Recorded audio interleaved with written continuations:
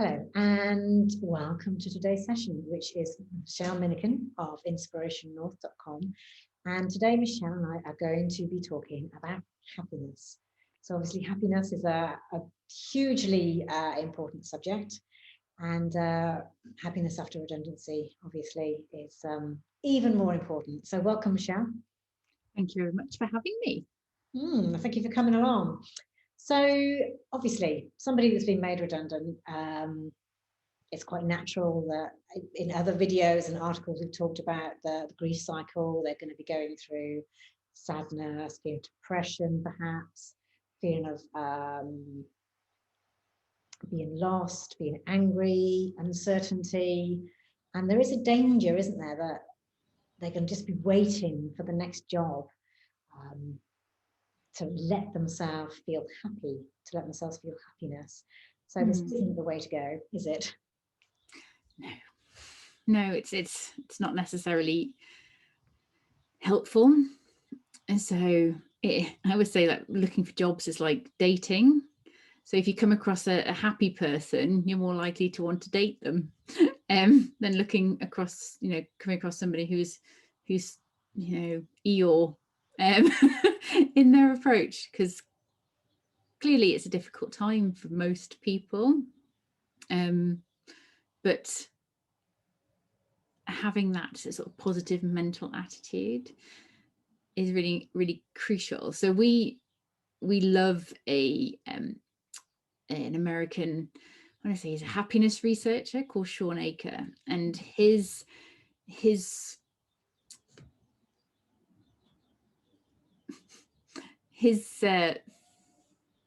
definition is the right word. Definition of happiness is the joy that you find in striving towards your potential. So that's more along the lines of how we like to look at happiness rather than a feeling. One of the main things is being able to feel your feelings. So if you authentically feel like poop, then that's okay. There's this notion of toxic positivity and toxic gratitude, and I can't feel bad because I was made redundant, but I've got X number of years salaries. That means I'm safe for X number of months before it gets like desperation station. So it's almost allowing yourself to feel those feelings, and not not dismissing yourself or saying buck up or man up or all of those things as well. So there is a place to in this striving towards fulfilling your potential, there is a place for not feeling brilliant. Yeah, because I think the other side of it is when you are made redundant, you may have a partner, kids who are also going to be uncertain and nervous about the future. So some people put a brave face on it, don't they, and power through it all. So they're the ones that may not be letting themselves feel what they should be feeling. Yeah, and it's changing the grief cycle. It does change on an hourly basis. Yeah. So, and there's no right way or wrong way to feel, and having to be happy all the time, unless you're like severely medicated, it's probably unsustainable. Yeah. And open any magazine nowadays and you see happiness, and not just happiness, but sort of peace and tranquility and all these things as things that we're meant to be enjoying in our lives every day. And you're right, it is a bit unsustainable, isn't it, to expect that our lives are going to be like an Instagram feed all day and every day. No, and it's really interesting that the amount of unhappiness, I suppose, that social media does bring, because you're looking at these, Instagram, Insta perfect lives of people, and look at me and my perfect husband and my perfect house and our perfect holidays, but you're just seeing their outsides. You don't know how they're feeling. I would say most people don't feel happy well, I would say everybody doesn't feel happy all the time, but most people don't think their life's perfect. Mm. And the pressure that we put on ourselves to give that outward image of perfection is almost bonkers, really, because worrying about what people are thinking about us is almost total fallacy, because in reality people aren't thinking about you. They don't care. So social media, I think, has a lot to answer for, and I think in the years to come we'll have some good research about how it lowers self-esteem and almost puts a veneer on you being your authentic self. You've got massive, really good people who are really authentic, but it's a bit too much information as well. So yes, social media is a tool. It's not there to compare your life, and it's and doing things for likes. You're looking for external validation. Yeah, it's that attention, that stroking, isn't it? Yeah. So obviously you mentioned research, and you're a business psychologist. And I know Inspiration North, you've put together a 21 days to happiness plan. So tell us a little bit about Inspiration North. Tell us a little bit about how you came to put the plan together. And let's take it from there. So it's really interesting. So my partner James, we met 3 years ago almost, and he has one of these amazing voices. It should be on like smooth radio breakfast show, and he said to me that he would really love to either be on the radio or start a podcast.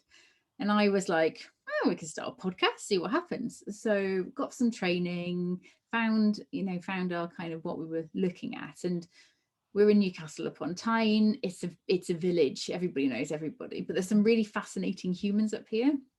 And so we thought it'd be a really good way of getting some people's stories out, sort of how people have found their passion and purpose. So we set it up. Our first podcast went out in January the 7th, 2019. So we just had a 2-year anniversary of the podcast. This week's episode's 111. And we pretty much went for best part of 18 months just collecting stories. It's almost like collecting people's souls, but it's how people have found their passion and purpose, and most people are entrepreneurs. So thankfully to you, Paula, you introduced us to the University of East London. We then got a bunch of our podcasts researched, so to look if there are any common themes in people's stories. And there's a lot in there about post-traumatic growth. So something bad happened and you've got 3 options. You can either feel traumatized by it, you can be fine, be the same as you were, or you can use that adversity to do something, change life, come out the different end. And quite a lot of stories about people being made redundant in the podcasts. And so through them we realized that there's some really interesting information. So we've ended up getting a sort of a framework for entrepreneurial happiness, which we are getting tested again by Newcastle University. So they're working with them to look at it. But it's fascinating how many stories are similar. And how many people have fallen down and got themselves back up again. So it is quite positive.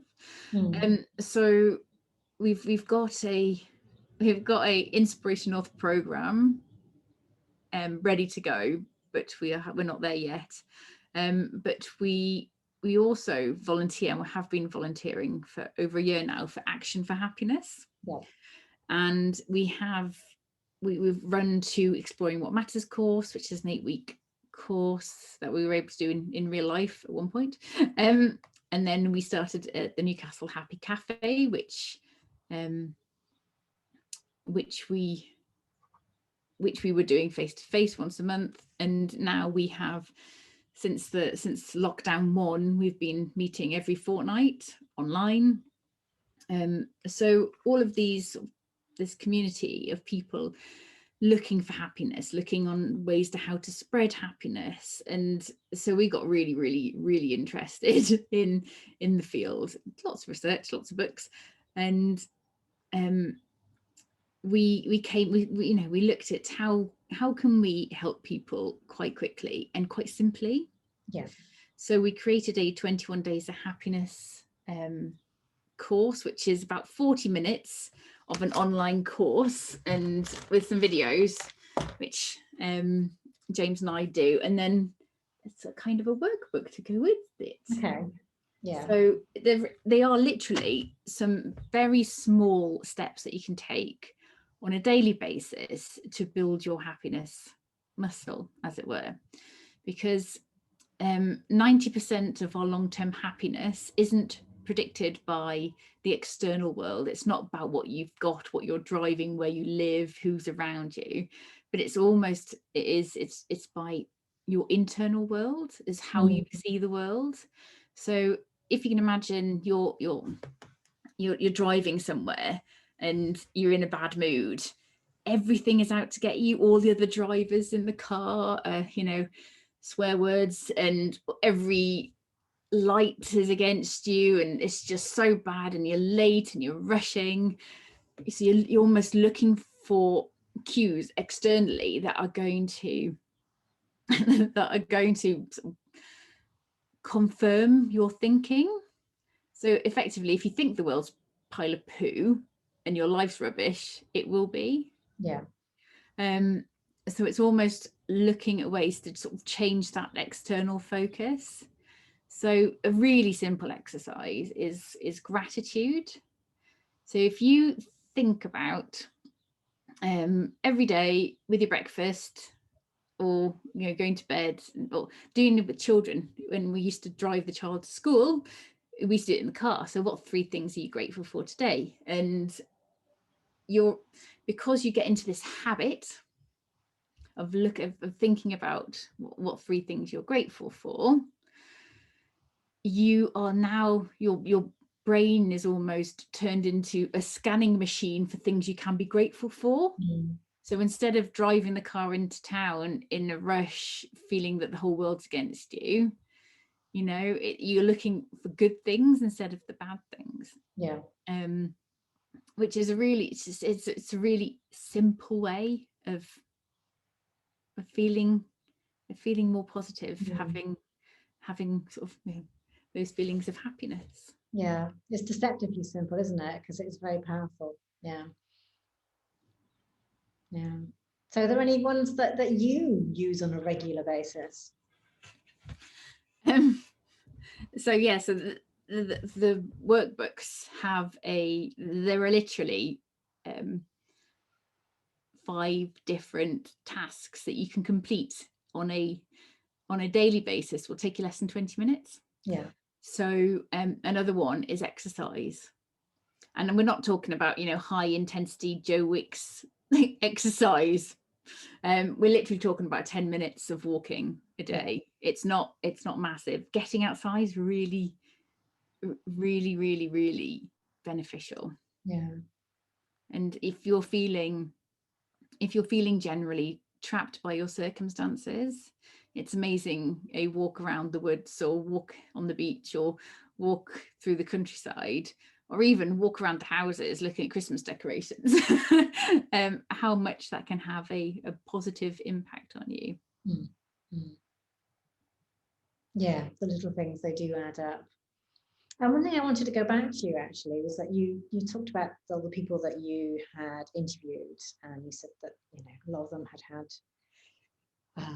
falls and picked themselves up, and you mentioned post-traumatic growth. One thing that I'd be curious about is, how long does that sort of story take for them to have the redundancy or whatever it is, and then pick themselves up and almost reinvent themselves or add something else? Are we talking weeks, months? Is it a couple of years, that sort of thing? It really does depend. So we've interviewed a couple of people with cancer diagnoses, and they've used that as the sort of the catalyst to get them to change how they're living their lives. I know James was effectively, he was working, my Inspiration North, I'm pointing to where he sits. My Inspiration North partner worked in New York for a bit, on a UK visa, and one day he went into work and they said, well, your job's now been made redundant. And America's not like us in terms of having to go through a process. It's literally you can just get let go at any moment, which I find is really, I think we're really lucky here. I don't think we understand how lucky we are compared to so many other countries. And so he was basically told that morning and escorted off the premises with a cardboard box and a hard hat. And from that second, he was now an illegal alien. Oh my gosh. Yeah. So this is him in New York with his really, really expensive apartment that's on a year's lease, so he's still got 6 months left of that to go. And he got straight down to work. There was no opportunity for wallowing. He had to try and make himself legally allowed to stay in the country. So I think some people it's immediate. And so he managed to find money and get a visa and all of that stuff, and set up a business. But it was, he could have just got a plane home and then had to find the best part of, tens of thousands of dollars to pay his rent. So it really does depend. There's a change equation that I talk about, and this is testing my knowledge. So change equals oh, you know what, it's really funny, I have it up here because I have just been talking about it. So change equals dissatisfaction with the status quo times by a vision of the future possibility times by knowing what the first steps are. And that has to be greater than your resistance to change. So if you think about, I can send you, I've got a little handout actually, because I talk about it in workshops. So if you don't understand, why you need to change, how are you going to change, and what you're going to change, you're never going to come out of your comfort zone. But when you're made redundant, that comfort zone's gone. So, you find yourself out of work. So that dissatisfaction is probably fairly high. Your vision, what you want. So there's the talk about the career, the job, or the next job. So it's almost, I just want the money.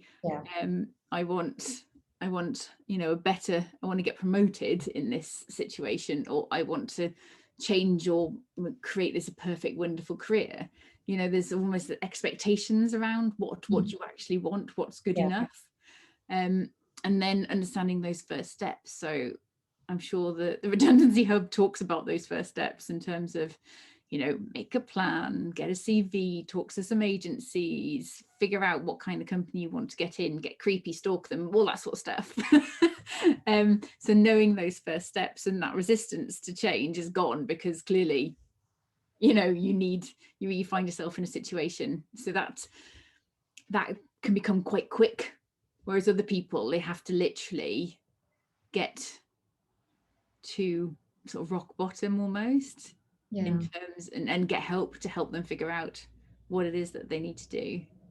I do remember doing some work with a psychologist that both of us know, Dr. Lisa Orban, and we interviewed lots of people who had basically reinvented themselves, and almost all of them had some trigger, some catalyst to make that happen. And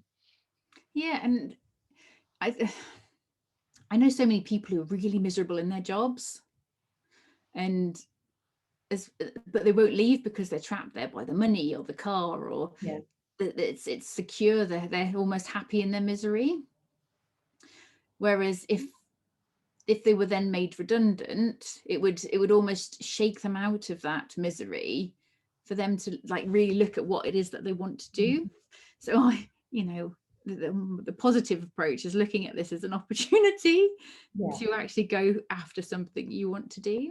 Yeah, and I think you have to take the positive approach, because the alternative is not going to serve you. No, and going back to that dating thing, you would much rather employ an excited, enthusiastic person than somebody's like, I just want a job. Yeah, and moaning about their last pace. Yeah. So sometimes you wish for some of your family to be made redundant so that they realize how miserable they are, because quite often people don't know that they are, because they're so used to that. Yeah. Well, I do have a question about being miserable, actually. So some of my clients say to me that they are doing the things that they believe should be making them happy. So they're doing the walks with the kids, they're playing the board games, they're doing the exercise, and they're doing it, but they're just not feeling it. They're not feeling that happiness state. Now, are they expecting to feel some state of euphoria that's just not going to happen? Or is there something else going on here, Michelle? Well, it's interesting that all of your examples were doing things with other people. So, if we take Sean Akers, his definition of happiness in terms of the joy in striving towards your potential, you can't quite, unless you are actually striving towards doing what you want to do. It's playing board games with the kids, it can be fun, but it also can be a bit of a chore. And it's, as long as you're on a journey, if you know what you want to do, or you are curious about discovering what you want to do, and you're never gonna be happy all the time. And a lot of people get to certain ages, shall we say, and look around at their lives and think, is this it? Because we've always put success before happiness. It's really interesting to note that if you went to university or went to college to do this job, and then you get the job, and then you expect to be happy when you pass these exams, and you're not happy, but that's okay, because you'll put yourself another goal in the sand in terms of, I want to have a car and a bigger house or more children and all of that stuff. You're looking around, it still's not bringing you happiness. And it's you almost get to a point in life, if you're lucky, to realize that you are chasing the wrong things. And a really old quote that I've used for years and years is like, happiness is not what you have, it's not getting what you want, it's wanting what you have. I think that does sum that up very well. And looking through this past year of things that have been taken away from us, so going out to visit friends, going to the pub, going out for restaurant meals, cinema, theatre, holidays, all of that has totally been stripped away. And we're all, most of us are kind of realizing that we didn't need all of that stuff. And we can do little things to keep our sort of soul and spirit alive. But I think number one key is self-care. So understanding what fills you up, it is really important. So is it talking to people? Is it spending time with your family? Is it sitting in the bath, the door closed, locked, on your own with a book, or what that is? and almost scheduling in more of that stuff. Yeah. And you mentioned before about being curious. I like to think it's like being curious and trying out new things. Yeah, and seeing if they do fit that self-care Yeah. box. Yeah. But yeah, it's I'm doing a coaching training program at the moment, and we were looking at purpose versus callings. And I know we're taught a lot about, you have to have this one big purpose of your life. Simon Sinek tells everybody to find their why. Yeah. And the training I've done recently is kind of almost pushed all of that stuff off your desk, as it were, because I think everybody in life, and this is what a lady called Tara Moore I'm doing my training with, she says that everybody's purpose in life is to bring more love and light into the world. And callings can be quite short things, and not necessarily your life's purpose. And you can contribute towards happiness, would you say? Yeah. So it's striving towards fulfilling your potential. So it's really interesting. So you might receive a calling to, get in touch with your neighbours and give the gentleman next door a tinkle every so often, just because you don't want him to be too lonely during lockdown, and that might go on whilst we're in lockdown, and then life goes back to sort of normal. Or it's like that Disney movie Soul. Have you seen it? Yes, it's leisure. Yes, I've seen it twice now, but yes, I watched it with Oliver on Christmas Day actually, and then I made James watch it too. That's what I was about, isn't it? Your life is about tiny moments, how enriching others' lives, and just experiencing things. You don't have to have a great purpose and plan, and And I think we're taught that we need to have a goal, we need to have smart goals, and we have to work towards X, Y, and Z. But we do end up living so much either in the past or the present, past or the future, that everybody sort of, the present's kind of something you have to get through to get to your future. Yeah. And you're never going to reach it, are you? It's just going to keep going on and on. No. And I think the only thing you have is the present. So taking joy in the small things. So I'm going to ask you about your story, because I've known you for a few years now, and over those time, I have seen the development of work pirates. You can see the things on the wall behind you, and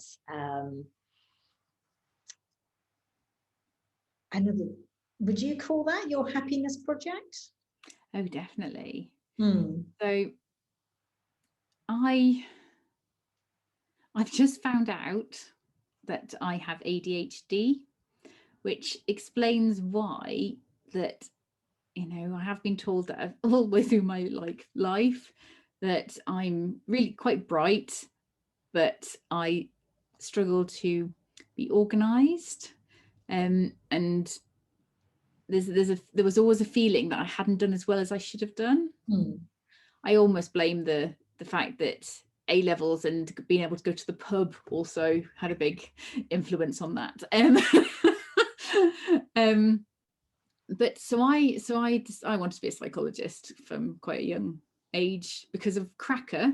So for anybody who's older than sort of 40 might recognize Cracker. He was a criminal psychologist. He caught bad guys, worked with the police, so a bit like Criminal Minds, but for anyone younger, Hagrid from Harry Potter was something else before he was Hagrid. And so I was like, yes, I wanted to catch bad guys, which is not surprising given that I'd grown up in Northern Ireland during the Troubles as a daughter of somebody in the army. So yeah, it's interesting how catching bad guys was a theme. And I was halfway through my psychology degree that I realized that criminal psychologists don't really exist. Forensic psychologists tend to work with prisoners in jail who have already been caught and help and help them sort of rehabilitate and stop offending. So I was like, I don't fancy that. I want to catch them before they, whilst they are on their crime spree, and it's all very exciting. So I almost joined the army, because I was like, fine, bugger this for a bunch of bananas. And then I came across business psychology. So I've always been quite a pragmatic person. If I don't know how to apply something, it's almost, I get bored. So I ended up in a career where there's lots of psychologists in this country that do talk a good game and talk in theoretical models, and I have no idea what they're talking about. I've got a degree and a master's, and sometimes I'm like, not a clue, pop it. And I've always been able to sort of boil things down to something quite simple and practical, and useful. So when I went through, had a fairly successful career in the end, as soon as I got out of the admin type phase and were able to sort of do some good stakeholder management, use my strengths. I was sacked / made redundant, or I left and set up my business, which was Insights Business Psychology. But then I almost developed this boring psychology practice that was like every other person's psychology practice, and it wasn't me. And there was always something like a niggle that just wasn't authentic. 2018, read a book, Be More Pirate, and it was almost like, I don't have to do this. I don't have to do things the same way as other people. And I this summer was thinking about it for 2 years, and then this last summer 2020 set up, I basically said we need to rebrand, but then we realized it's not quite right to rebrand. We want to do something totally different. So I had been working with a friend on a big leadership development project, and it was like, oh my goodness, working with friends is way more fun than working on your own.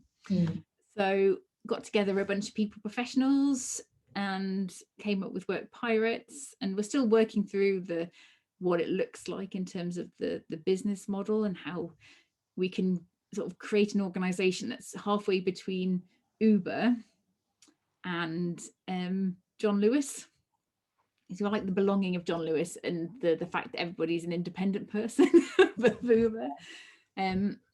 So it's all about, we call ourselves like the A-Team, but for organizations. And this feels much more authentically me. So I love writing.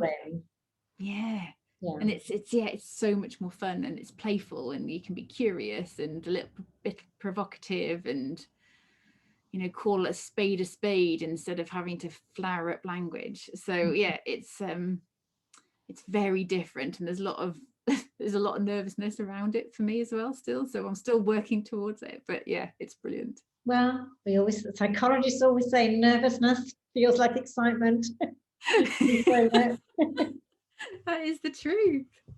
So it's a perfect example of, that's not doing your little small daily things, is it? That is taking a big step towards doing something that makes you happy. So I think it's, from what I'm gathering from talking to you, it's, the daily things are the things which bring the foundation.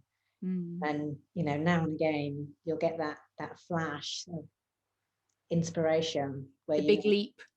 You can make a leap, whether that's self-driven or through a catalyst, post-traumatic growth or whatever.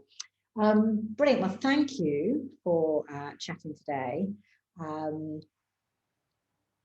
21 Days of Happiness. We'll put the link so that you can